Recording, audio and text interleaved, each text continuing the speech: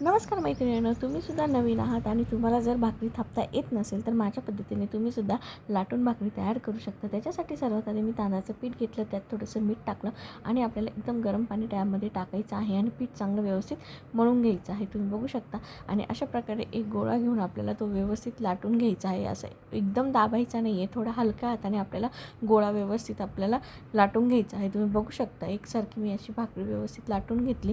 त्यानंतर तवा गरम करून घेतला आणि भाकर टाकल्यानंतर त्याच्या खालच्या बाजूला जी पण पांढरी बाजू असते तिथे आपल्याला थोडंसं पाणी लावून घ्यायचं. पाणी सुकलं की लगेच भाकर आपल्याला पलटी मारायची आहे, जास्त वेळ ठेवायची नाही. आणि तुम्ही बघू शकता अशा प्रकारे आपल्याला गॅसवरती व्यवस्थित भाकर एका बाजूने व्यवस्थित भाजून घ्यायची आहे. अशा प्रकारे आपल्या टम्म भाकरी फुगतात. त्यानंतर इथे मी पुन्हा तुम्हाला भाकरी दाखवलेली आहे, ती गॅसवरती भाजलेली आहे.